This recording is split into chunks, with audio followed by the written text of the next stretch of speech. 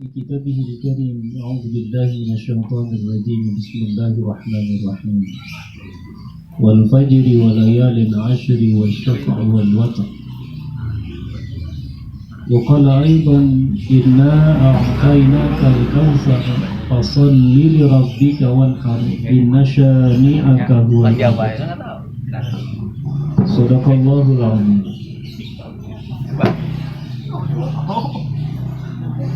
Yang saya muliakan seluruh keluarga besar Om Haji Aman bin Iping, yang saya muliakan Sohibul Bait Bang Mamat beserta keluarga, yang saya hormati saudara-saudara sekalian. Alhamdulillah, hari ini adalah tanggal 1 Zulhijjah. Pemerintah katanya sudah menetapkan bahwa 10 Zulhijjah itu bertepatan dengan tanggal 20 Juli.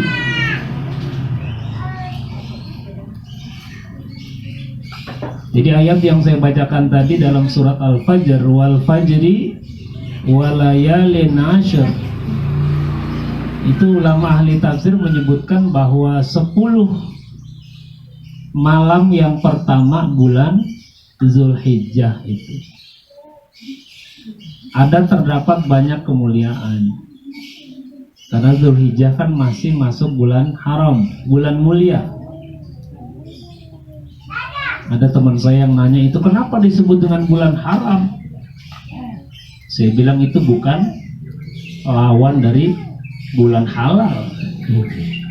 Haram itu artinya yang mulia. Zulhijjah ini bulan mulia. Alhamdulillah, pertemuan kita bulanan ini masih terus berjalan meskipun di tengah-tengah kasus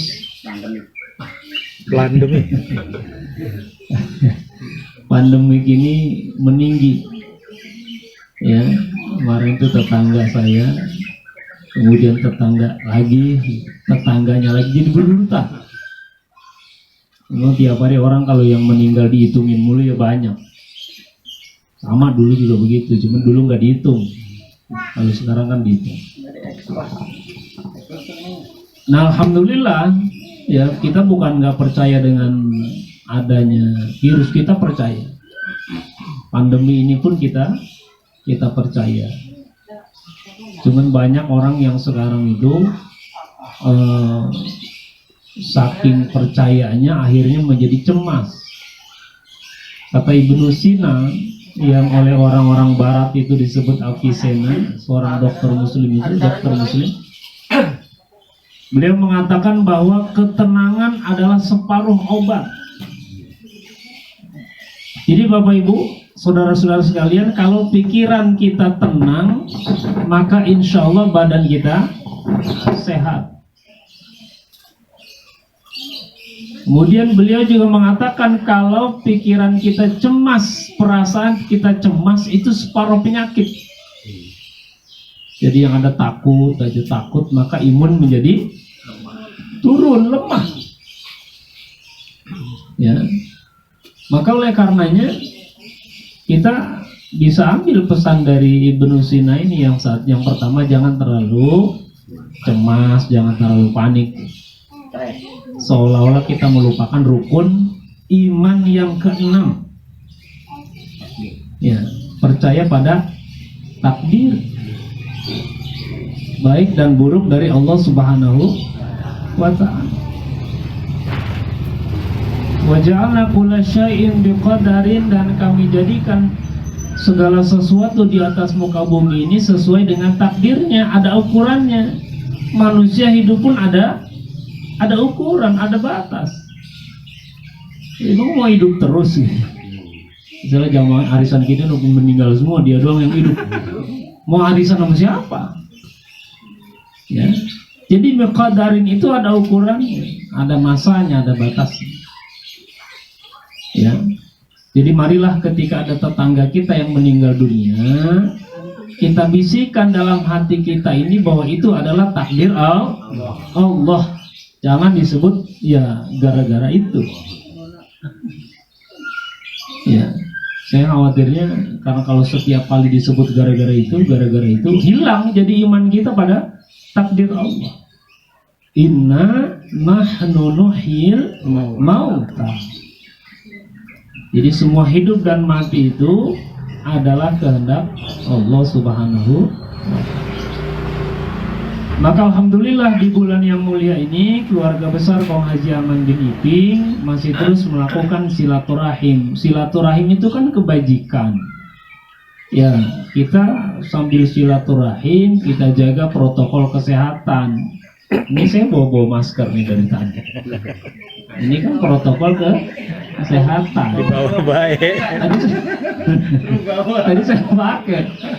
Ya, cuman kalau saya ceramah begini pakai masker ya ngap juga. Gitu.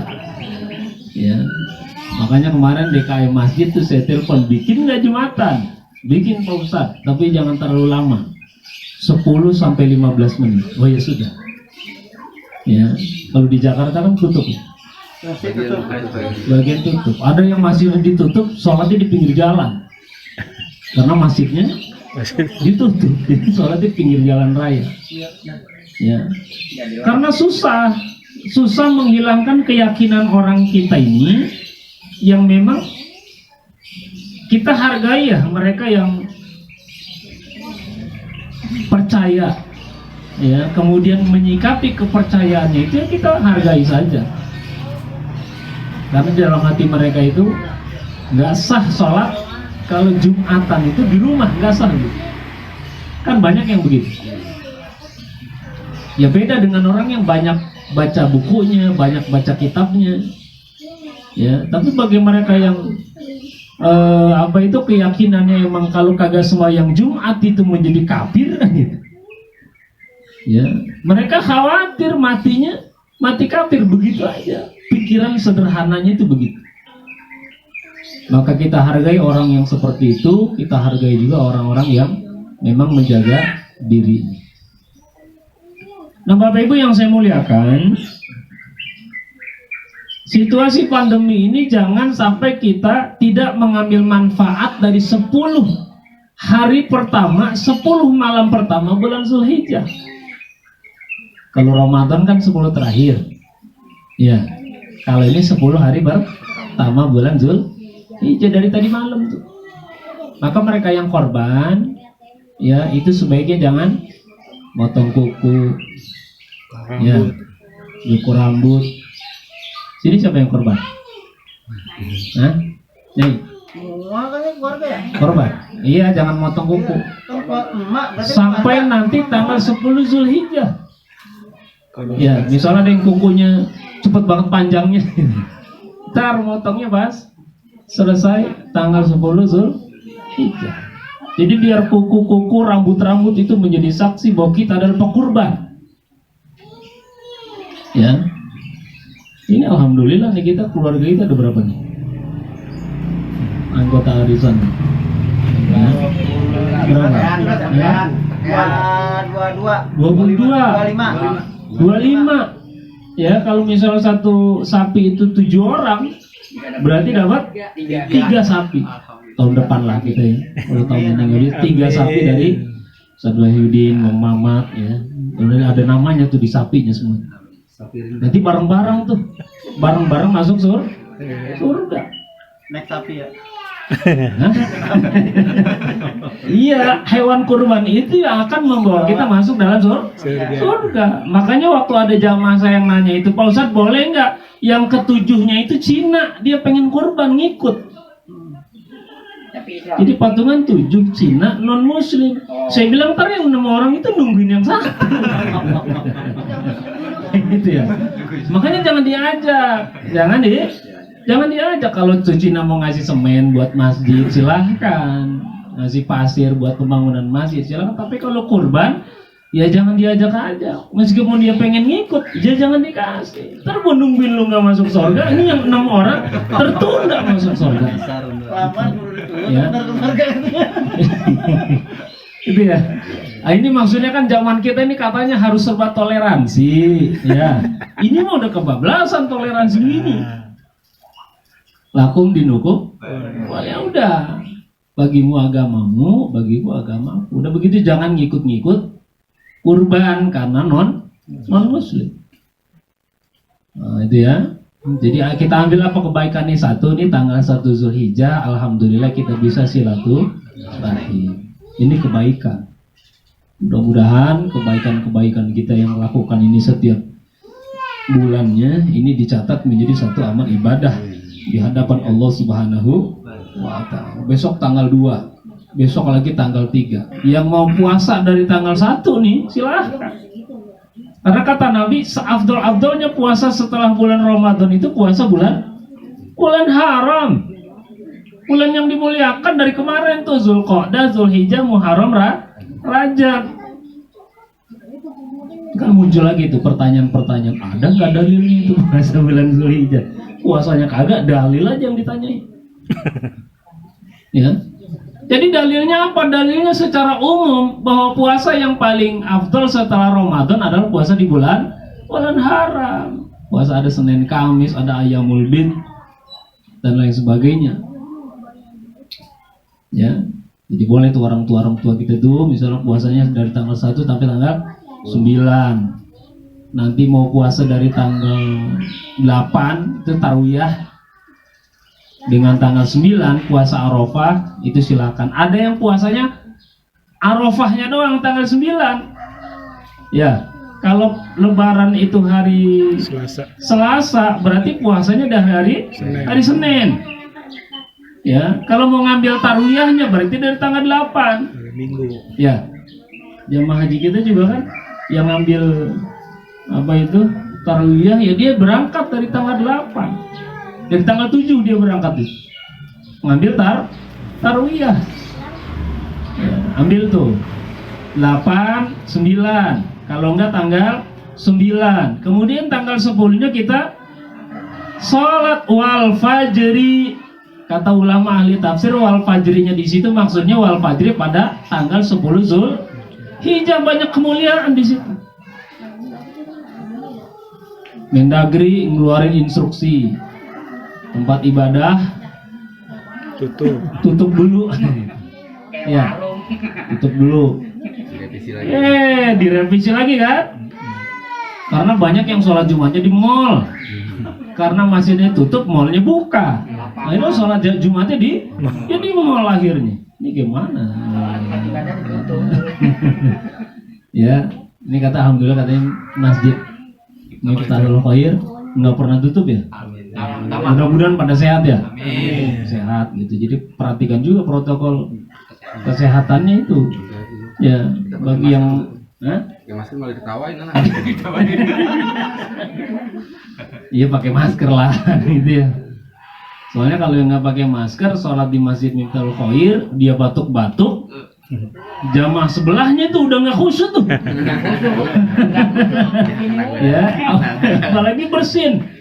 Dulu orang bersin, ya rahmatullah, sekarang orang bersin pada kabur. Ya, jadi tetap dijaga protokol kesehatannya, jaga protokol keimanan. Kalau orang Islam kan nggak kudu diajarin. Ya ayyuhalladzina amanu idza qumtum ila sholati faghsilu wujuhakum wa aydiyakum ilal marafiq wamsahu bi ruhusikum wa arjulakum ilal ka'bayn. Jadi bukan hanya sekedar bersih tapi punya wudu juga. Ya. Jadi wal fajr wal ashr itu jadi tanggal 10 Zulhijjah kita siap-siap paginya itu melaksanakan sholat Idul Adha. Ya kalau misalnya masjidnya ditutup ini kan masih ada lapangan. Ya. Ternyata kemudian masjid ada lapangan. Ya, itu. Jadi ada kemuliaan di situ. Setelah melaksanakan sholat hari raya Idul Adha, kita sembelih hewan kurban. Bagi yang bisa motong sendiri, ya disunahkan untuk potong sendiri hewan kurbannya. Kalau kita baca Fathul Qorib itu kan yang dianjurkan hewan kurban itu yang warnanya putih. Ya. Jadi onta, sapi, domba, kambing itu urutannya begitu. Cuma nyari onta putih susah.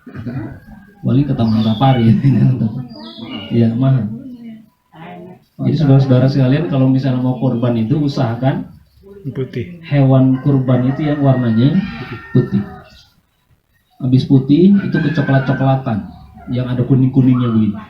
Ya itulah, itu di kitab Fathul Qorib ya disebutkan itu seperti itu. Nah, bagi yang mampu untuk motong sendiri, maka dia disunahkan untuk potong sendiri. Tetapi hadirin rahmati Allah Subhanahu wa taala, nah kita nih jangan sampai melewatkan kemuliaan 10 hari pertama di bulan Zulhijjah. Puasa sunnahnya, sholat hari raya Idul Adha-nya, kemudian kurbannya. Ya. Ini udah puasa kagak, sholat kagak, kurban kagak. Padahal Idul Adha, Zulhijjah udah sampai kepada kita. Itu ya. Jadi bil khususin keluarga besar almarhum Kong Haji Aman bin Iping ini jangan sampai meninggalkan yang 3. Kalaulah kita tidak bisa berkorban, ya puasa sunnahnya lah. Ya sholat hari raya Idul Adha-nya lah. Ya kalau nggak bisa berkorban, ya bantu-bantulah panitia kurban. Jadi mengambil kebaikan di bulan haram. Ya, itulah ya hadirin sekalian, kita berdoa di banyak para kiai. Kemarin itu terakhir saya Kiai Abdul Rashid dipanggil oleh Allah Subhanahu wa taala, satu-satu paku dunia itu dicabut. Ya. Innallaha la yaqbidul ilma intiza'an yantazi'uhu. Jadi nggak langsung dicabut itu ilmu, tapi dicabutnya itu biqabdil ulama, dengan mewafatkan para ulama-ulama kita sudah panggil oleh Allah Subhanahu wa taala. Mudah-mudahan kita doakan nih. Demikian, kurang lebihnya mohon maaf. Wallahul muwaffiq ila aqwamit thoriq. Assalamualaikum warahmatullahi wabarakatuh.